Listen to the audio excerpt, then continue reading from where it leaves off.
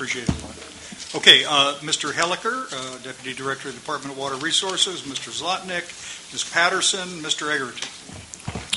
Thank you, Mr. Chair, members of the Council. I'm Paul Helliker, Deputy Director of the Department of Water Resources. You should have received a letter from Secretary Laird. We did. It came in last night, I think, and we've distributed it to the members. Good, thank you. So just wanted to reiterate that we share his perspective. We've appreciated being able to collaborate with you and with the staff in working on various documents that you have before you today. We feel like the staff has done a good job of incorporating our comments. And just as some examples of the evolution of the plan as it's gone through the many years of work and changes that you made that have to do with statewide water programs, we consider the Delta Plan to be an integrated plan, a document that covers many of the related activities that we participate in and other state and federal agencies participate in, and we think it's a solid foundation for achieving the co-equal goals. We've been working many years with all of our partners, including your staff, to improve the Delta ecosystem and also to improve statewide water management with diversification of our state portfolio, most recently through the Integrated Regional Water Management Program. And we think we've got some good examples of success there. There's obviously ongoing discussion about WRP1, as you saw today. We think it does have achievable and reasonable mechanisms in it. We think that many agencies will be able to comply with it. Hopefully all agencies will be able to comply with it. And as noted today by Vice Chair Fiorini, there's a recognition that there will be agencies who will need extra state water project water to accommodate their population growth and so on. So I'm glad that we have the flexibility to be able to accommodate those kinds of situations. With respect to the water contracts, we will, of course, abide by WRP2. We're beginning that process now. We are committed to transparency. We have our procedures in place to achieve that.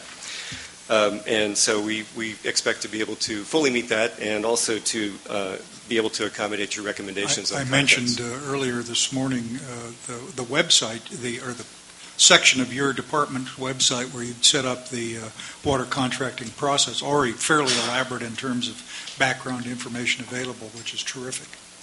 It's one of our major projects that we're starting at this point. Another major project that's near and dear to my heart, which has its own section in the Water Code, is the Bay Delta Conservation Plan. And that's partly because it is one of the most significant efforts to meet and achieve the co-equal goals. We expect that the BDCP will be approved by the Department of Fish and Wildlife and subsequently incorporated by the Stewardship Council into the Delta Plan. And we'll look forward to working with the Council on any recommendations that it has for implementing that. We will be doing that through the Authorized Entities Group under the oversight of the Permit Oversight Group. So we'll be discussing that with you soon, I'm sure. And lastly, I do have one item that has come up in the past few weeks, which just shows you the dynamic nature of what you're working on. As you may know, the Federal Emergency Management Agency recently rescinded their Memorandum of Understanding with the state, in which had been included the standard of HMP for levee programs. And we had built that into our Delta Levees program. So now that standard no longer is accurate or applicable. So to the extent that the Delta Plan incorporates that as a baseline, we'll need to work with you to make some changes to that so that covered actions then can be consistent with the Delta Plan. So thanks again for the opportunity to work with you. Thank you. Mr. Natoli had a question? Yeah, Paul, while you're here, and certainly you spoke to Secretary Laird's letter and just referenced the BDCP in your comments. Do you know if the department has any plans in the near future to actually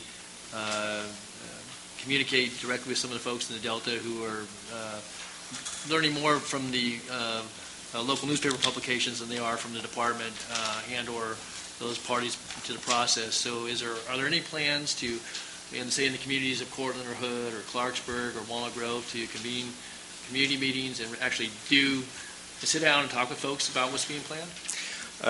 We have people that have recently joined our team who are directly responsible for that. Jerry Merrill, I know, is having multiple meetings with various people.